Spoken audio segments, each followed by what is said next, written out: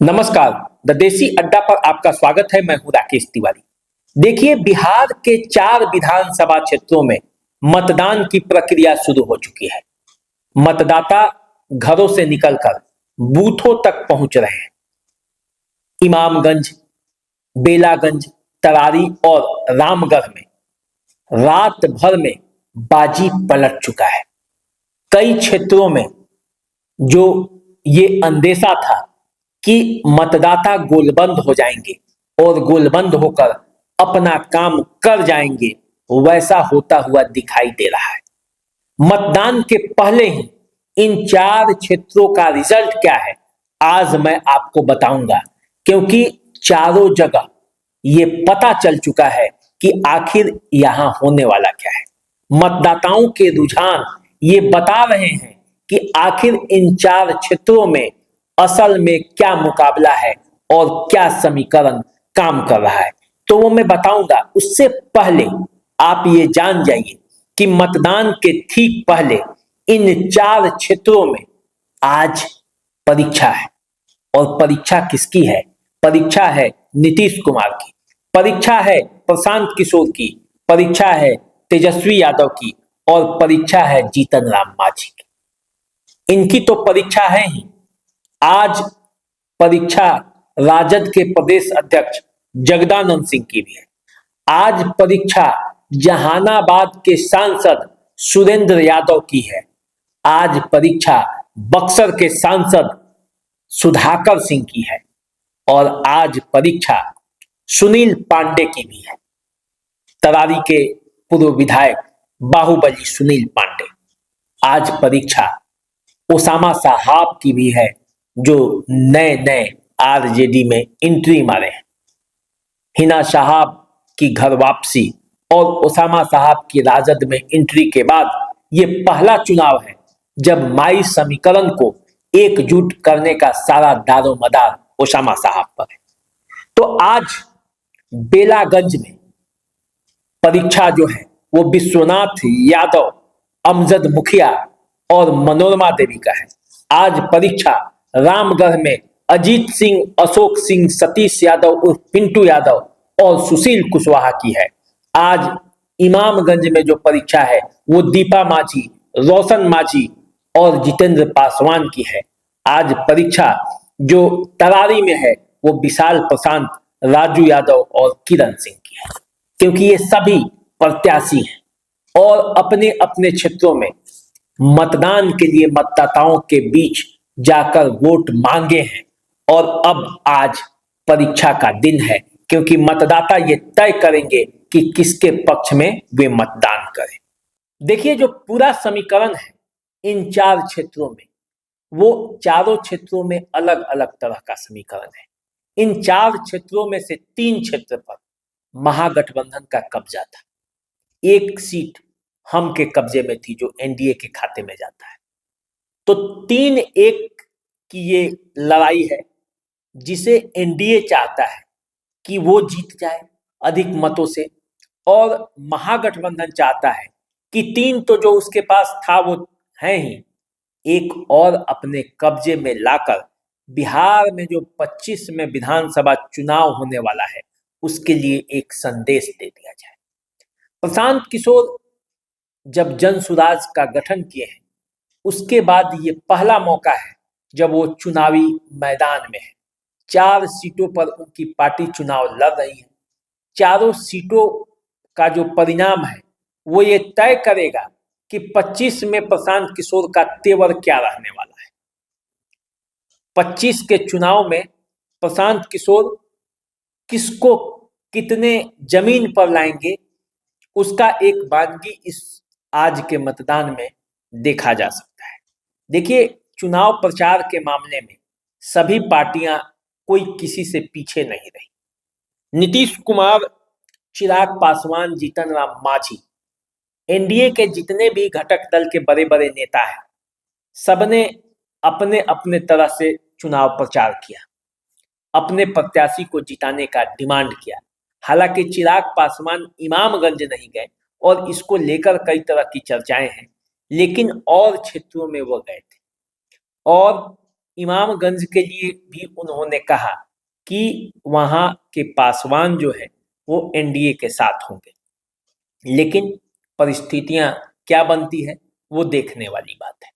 आज जब चारों क्षेत्रों में मतदान हो रहा है, मतदाता घरों से निकलकर वोट गिरा रहे हैं, तो इसमें एक बात है, इन चार क्षेत्रों का जो समीकरण है वो रात भर में कई जगह पे बदल गया है। पैसे भी बांटे गए, शराबबंदी के बावजूद वो भी बटा है कई क्षेत्रों में, और इसकी खबर भी है, लेकिन सरकार तो मानेगी नहीं। फिर भी ये काम हुआ है और इसका असर भी दिखा है। लोग बदल भी रहे हैं, और बदले हुए परिस्थिति में क्या क्या बदला है इसी की चर्चा हम करेंगे, और कैसे समीकरण काम करेगा। आज पूरा दिन जो मतदान होगा उसका पैटर्न क्या होगा, इस पर भी हम बात करेंगे। तो चलिए सबसे पहले शुरुआत रामगढ़ से ही कर देते हैं। रामगढ़ में जो लड़ाई चतुष्कोणीय थी, उस लड़ाई का अंतिम परिणाम यह है कि एक तरफ भाजपा खड़ा है और दूसरे तरफ बीजेपी और आरजेडी के प्रत्याशी हैं। सीधा त्रिकोणीय मुकाबला यहाँ पे दिख रहा है। सुशील कुशवाहा भी यहाँ पे लगे हैं, लेकिन वो जीत जाएंगी इसकी गारंटी कम ही दिखती है। वो वोट जरूर काट रहे हैं, वो जितना वोट काटेंगे वो एनडीए को भी नुकसान पहुंचा सकते हैं और आरजेडी को भी नुकसान पहुंचा सकते हैं, क्योंकि जो कुशवाहा मत है लोकसभा के चुनाव में वो आरजेडी के पास चला गया था। अब विधानसभा के चुनाव में वो फिर पलटकर एनडीए के पास आएगा या फिर वो सुशील कुशवाहा के साथ शिफ्ट हो जाएगा, ये देखने वाली बात है। इसके अलावा प्रशांत किशोर की कोशिश है कि सवर्ण मतों को और बिहार में जो एंटी इनकम्बेंसी है तेजस्वी यादव के खिलाफ और नीतीश कुमार के खिलाफ, दोनों के खिलाफ, उन दोनों को भुनाया जाए और बिहार में परिवर्तन के लिए वोट मांगा जाए, और वो कर भी रहे हैं। उसमें कितना सफल हो पाएंगे ये मतदाता तय करेंगे। लेकिन रामगढ़ में जो लड़ाई है वो बीजेपी के अशोक सिंह, आरजेडी के जो प्रत्याशी हैं अजीत सिंह जगदानंद सिंह के बेटे, और जो बसपा के प्रत्याशी हैं अंबिका सिंह यादव के भतीजे सतीश यादव उर्फ पिंटू यादव, इनके बीच सिमटता हुआ दिखाई दे रहा है।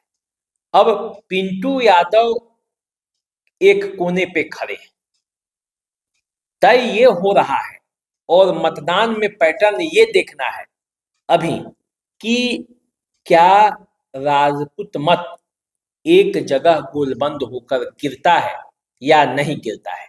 कल तक जो जगदानंद सिंह के बेटे की स्थिति बहुत खराब थी क्षेत्र में, उनकी स्थिति में सुधार हुआ है और उनके पक्ष में भी लोग गोलबंद हो रहे हैं तेजी से।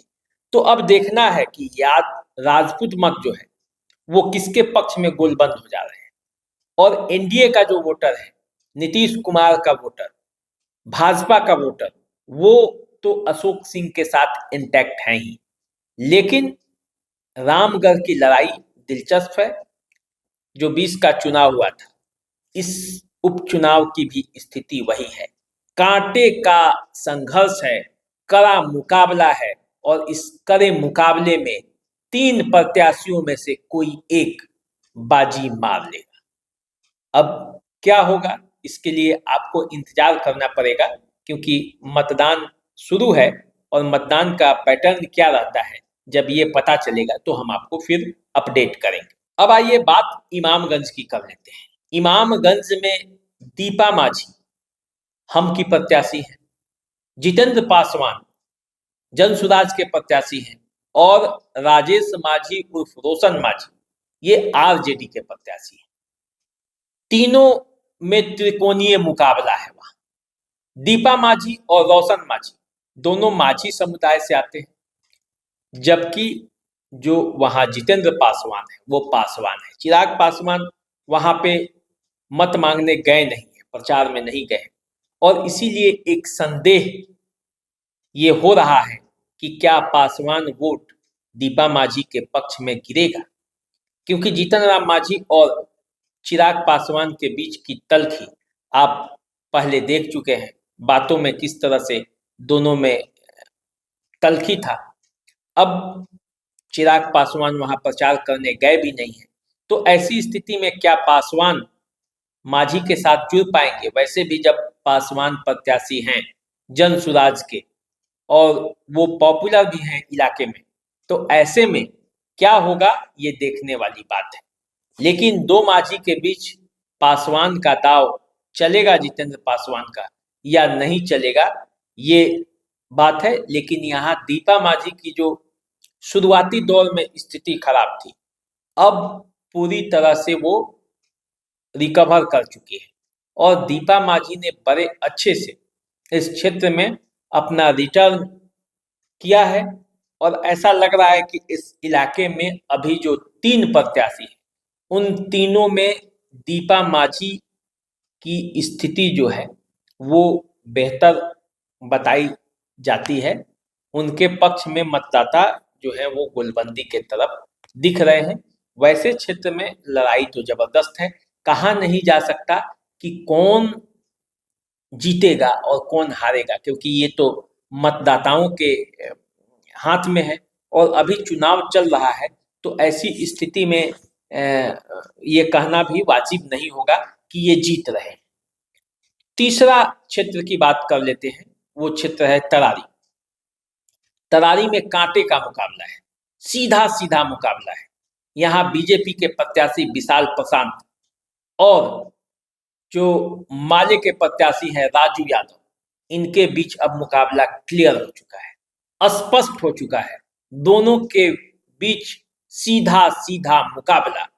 भूमिहार मत यदि गोलबंद रहे तो यहाँ सुनील पांडे के बेटे विशाल प्रशांत की स्थिति अच्छी बन सकती है। गोलबंदी है भी, दिख भी रही है बातों में भी, लेकिन परिस्थितियों का क्या कहता है ये तो आने वाले समय में पता चलेगा। वैसे मतदाता पूरी तरह से मत गिरा रहे हैं, संदेशे भी दे रहे हैं। पार्टी के कार्यकर्ता, दोनों पार्टियों के कार्यकर्ता उत्साहित है, कांटे का टक्कर है। अब देखना यह है कि 2 बार जो सुनील पांडे हार चुके हैं, कभी वे कभी उनकी पत्नी, तीसरे बार में उनके बेटा है, तो वो हैट्रिक में जीत लगाते हैं या क्या होता है। दूसरी तरफ देखना यह है कि माले जो 2 बार जीत चुकी है और तीसरा बार उसे हैट्रिक लगाना है जीत का, तो वो जीत का स्वाद ले पाती है या फिर विशाल प्रशांत रास्ता रोक देते हैं। अब जो मुख्य मुकाबला है वो बेलागंज का है। बेलागंज का सियासी समीकरण ऐसा फंसा है कि क्या होगा कुछ कहा नहीं जा सकता।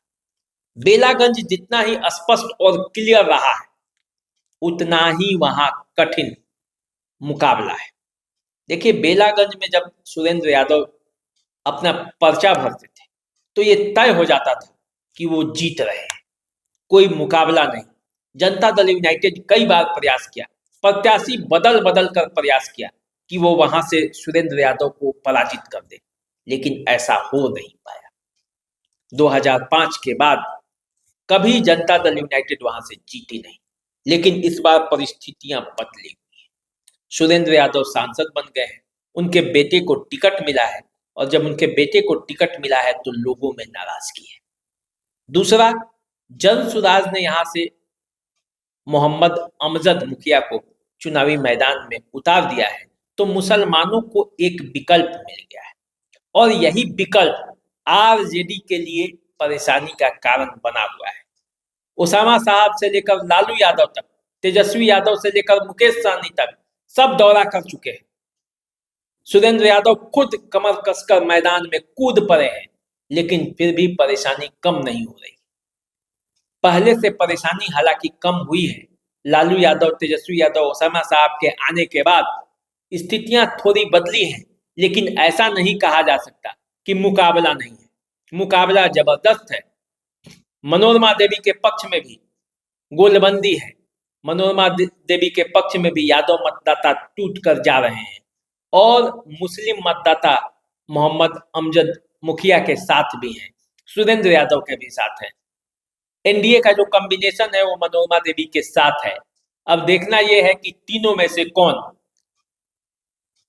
बेलागंज का तकदीर लिखता है।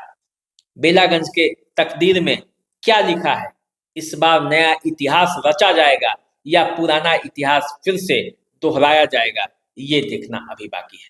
तो चलिए, 4 क्षेत्रों पर उपचुनाव की आज प्रक्रिया से पूरे बिहार में गहमागहमी है, राजनीतिक हलकों में चर्चा है, क्योंकि मतदान की प्रक्रिया आज शुरू है। जैसे मतदान में कोई और बातें होती हैं, कोई और खबर आएगा, तो हम आपको लेकर उस खबर को आएंगे, बताएंगे। तब तक आप इंतजार कीजिए, चैनल को सब्सक्राइब कर लीजिए, फेसबुक इंस्टाग्राम पे हमें फॉलो कीजिए। अभी दीजिए इजाजत, नमस्कार।